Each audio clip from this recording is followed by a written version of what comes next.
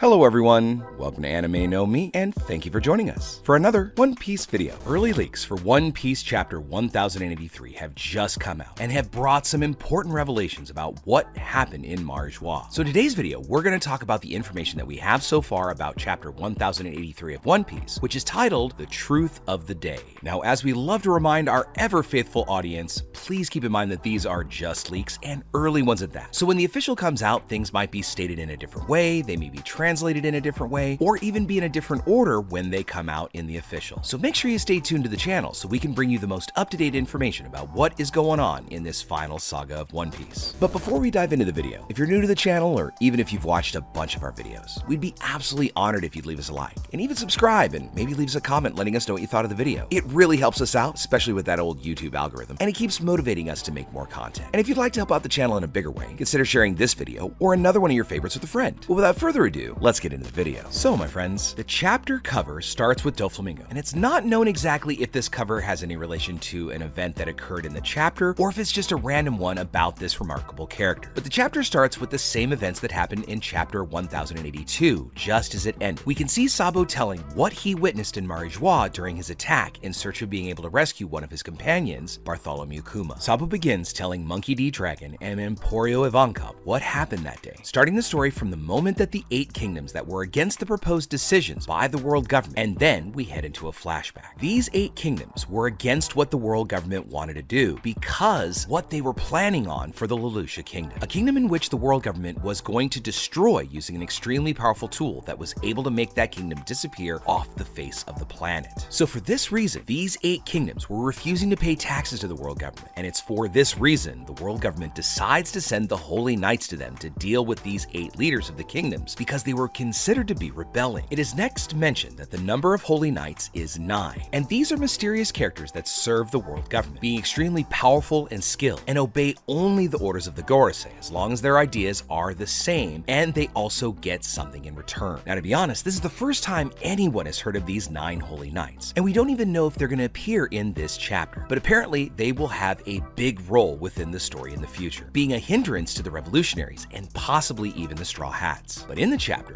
we get a silhouette of one of these knights, and this silhouette looks very similar to Shanks. Even his sword is the same, which explains why Shanks and the Gorosei may have that deeper connection. Sabo goes on to say that while they were on Mari Joie, some admirals and enemies came to confront the revolutionaries. Sabo, along with Karasu, Morley, and Lindbergh, confronted the powerful admirals Aramaki and Ishu, also known by their aliases Ryokugyu and Fujitora. Karasu decided to take on Fujitora, using all of his skills to buy time until his compatriots managed to find a way to escape from Mari Joie, along with Kuma, whom they just saved. During the confrontation, we will witness Karasu shooting ravens at Ishu, drawing the admiral's attention while his revolutionary allies dealt with the other admiral. Now, Morley, through his devil fruit and his trident, he was able to pierce Aramaki's body, allowing the revolutionaries to have a brief moment of advantage against both the admirals. Because this battle was happening in Mari Joie, which is a sacred place where the world nobles live, CP0 was summoned to fight against the revolutionaries because they wanted to prevent any further damage or collateral damage that could cause an even larger problem for the world government. CP0 took advantage of the fact that there was a big confrontation between the admirals and the revolutionaries, and instead decided to capture Nefertari Vivi, the daughter of King Cobra, who was opposing the world government's decision after witnessing the destruction in the kingdom of Lelouch. Now, although there was this big confusion happening, the main mission of the revolutionaries had still been successfully accomplished because they're able to declare war against the world government in front of the other rulers of the kingdoms that were present in that location. The revolutionaries burned the world government flag that stood in Mari Joie, just as Luffy and the Straw Hats had done in Enies Lobby. And they also managed to save their companion Bartholomew Kuma, who was serving as an unwitting slave for the world government and the world nobles. Upon hearing this information, Monkey D. Dragon says that the real war against the world government had already started because of the action of the Holy Knights. So a great battle between the world government and the revolutionaries is going to be starting very soon. The Revolutionary Army made its first move into battle by destroying supply ships that were bound for Mari Joie, and that way they would be left with with a very limited stock and having to get more supplies to satisfy the will of the world nobles. The Holy Knights that were mentioned before want to face and attack the 8 rebel countries because they don't pay the money that they owe. And it looks like they're a new special force and military force that the world government and Celestial Dragons specifically control. So far, we don't know if they're similar to CP0, who belongs to a single organization that only serves the world government, or if they're people from several divergent organizations, because as we mentioned previously, it looks like one of them appears to be Shanks. So if this red-headed captain ends up being a part of this organization, it may mean that he's a pirate that serves the world government in some unknown way. Now, we don't know what could have led to Shanks allying himself with the Gorosei, but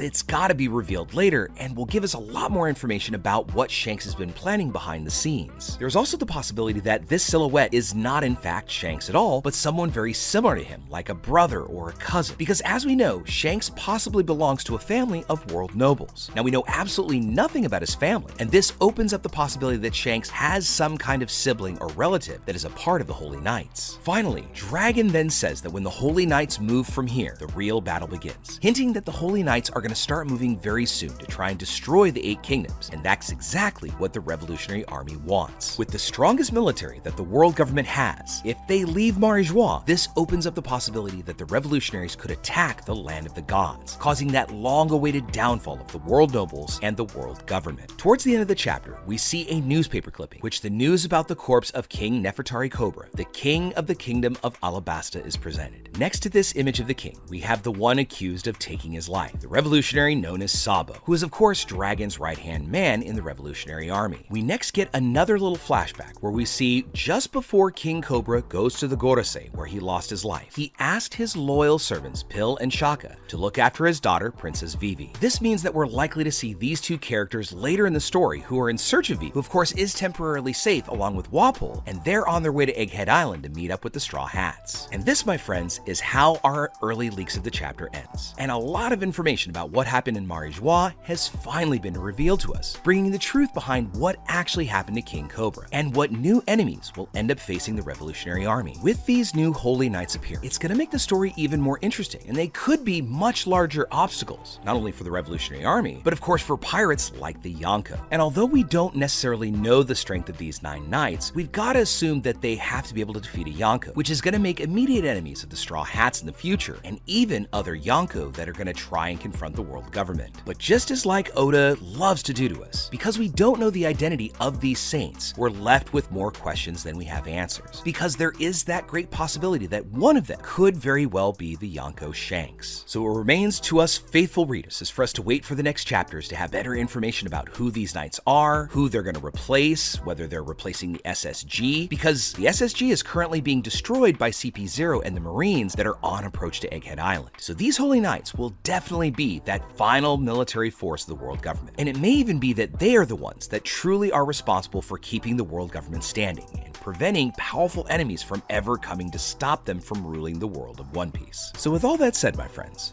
we'd now love to know what you think about it. First off, do you think Shanks is one of these mysterious knights? Now, many people in the community, including us here on the channel, have wondered, what is Shanks' plan? What has he been doing in the background? And could this be the answer we've all been waiting for? Next, what do you think is going to happen if the Revolutionary Army is able to cut off supplies to Marijois? Could they then take their aggression out on somebody else? And how do you think the world government is going to spin this so they don't lose face in front of the world? And finally, why do you think Vivi and Wapol are on that World Economy News blimp? Now, we know that Big News Morgans is always after a scoop. So do you think he's just doing it so he can get news on what's going on, say, Egghead Island and then suppress it for the world government? Or is he a bigger player in some deeper kind of story? Let us know what you think about all of that in the comments below. So as we wrap up our video for the day, we'd like to thank you all so much for watching the video, especially those of you who've made it here to the very end. Be sure you comment on any themes or ideas that you'd like to see in future videos. And also, since you made it this far, give us a like and hit that red subscribe button before you head out to take on the rest of your day. Hope to see you all in our next video. Let's keep sailing this giant sea together. Take care.